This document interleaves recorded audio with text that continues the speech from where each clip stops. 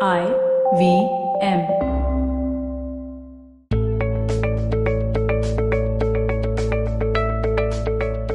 Hey guys, welcome to the Positively Unlimited podcast.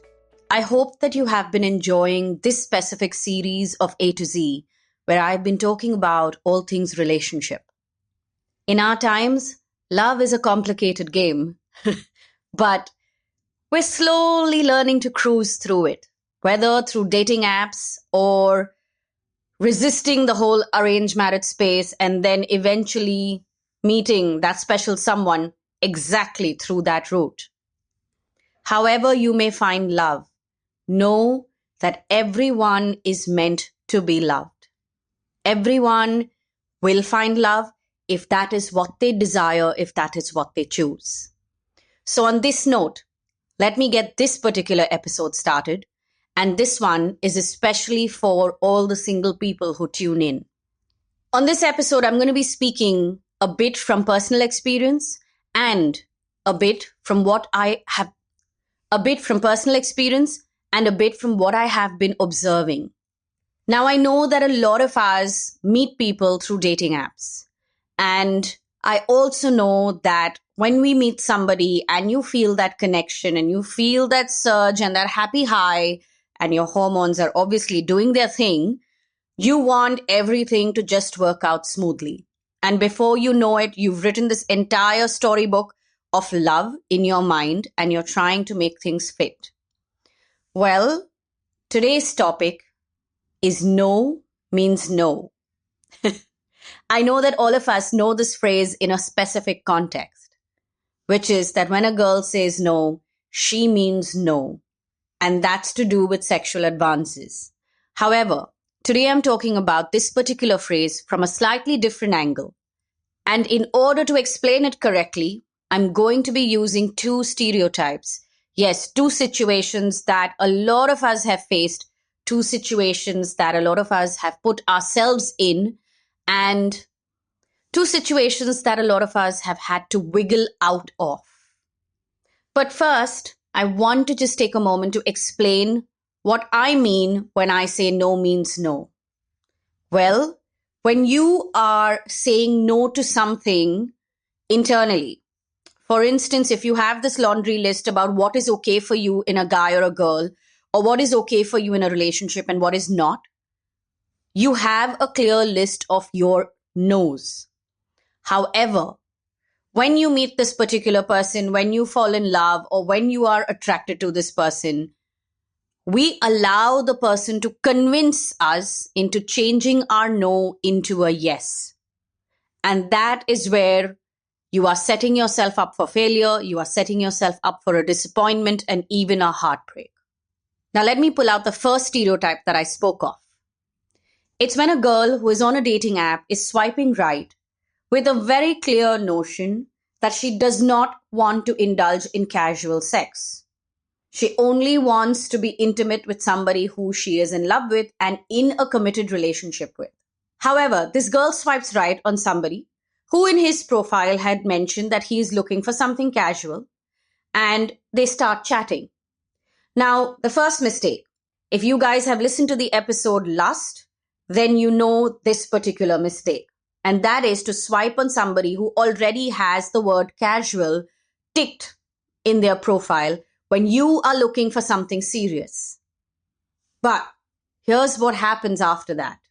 They get to chatting, they hit it off, they go out on a date, and they have a complete blast. Well, there's chemistry there, there's connection there, there's something that's going on that feels really, really magical. I know a lot of you all who are listening in right now are smiling because so many of us have been there. However, here's the catch. When the girl is sitting by herself, she knows that she does not want to indulge in casual sex. Now, when she says this to the guy, when she's expressed it to the guy, a lot of times the guy will respond with, why are you running ahead of things? Let's just take it slow. Let's just explore. There are words that you will hear the guy speak, which is about trying to convince you to not be so serious, to just let yourself be, to explore, to see where it goes. Now at this point, I will tell you this. If you are saying no to something when you are sitting by yourself and you are very clear that you don't want to indulge in something, then don't allow yourself to be convinced by sweet words. Yes, the guy can say what he wants to. I mean, he's attracted to you. He obviously has a thing for you. He is going to try and convince you. However, you need to learn to say no and stick to your no. When you give in, that's when you set yourself up for disappointment. Because by then, you are spinning stories in your head about how great a relationship the two of you can have. However, this particular person from the beginning, in many different words, is letting you know that this is only going to be something casual. You are ignoring what should be a red flag for you because of your preferences. So when you say yes, when you allow yourself to get convinced, you set yourself up for a heartbreak, a disappointment. I'm going to flip the scenario a bit and now talk about the second stereotype to explain what I mean about sticking to your no. When a guy tells a girl he does not believe in marriage or that he does not want to get married right now, the girl needs to take no for a no and stop trying to convince the guy in many different ways on many different dates about how he should consider marriage and he should not be so negative about it and should not be so close-minded about it. I mean, think about it. You are an adult dating an adult. Let the guy have his opinion. And if you are somebody who is looking for marriage, while the guy is clearly telling you that's not the direction he wants to go in right now, then have the gumption and the wisdom to walk away. Don't spin the stories in your head. Don't write fairy tales with somebody who is not walking in the same direction as you. No, your love is not going to change anything. This is not a Mills and Boons novel. Also, the same way as a woman likes her no to be respected, it is only fair for a guy's no to be respected as well. If you want to get married, but the guy that you're on a date with does not want to get married, then let him be. Walk away and go on to explore and find someone else who does want to get married and who you have a connect with. Stop pursuing somebody who is clearly telling you that he is unavailable. And that is the one-line description of the no means no that I'm talking about in this particular episode.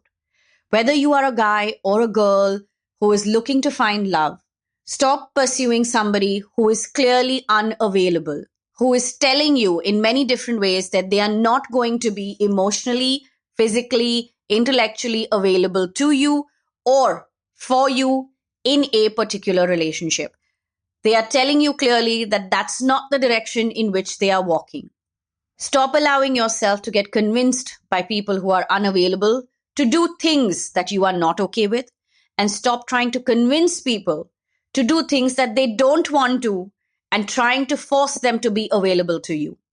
So on that note, I'm going to head out of here because I think I've given you guys something to think about. Look back at all the dates that you've been on, at all these experiences that you may have had. I know that the two situations that I've described are things that many single people out there have faced. And if you are putting yourself in these situations, if you are behaving in this manner, this is the time to change. So on that note, I'm going to head out of here. Remember that all the previous episodes are available on the IVM Podcast app and website. And all the way from episode 125 onwards, I'm talking all about relationships. So I hope that you're listening to those episodes and working on your love life. On that note, if you want to connect with me, reach out to me on Instagram. My handle is Positivity Angel. You can also connect with us on Instagram and Twitter. Our handle is IVM Podcasts. Until the next episode, see you guys.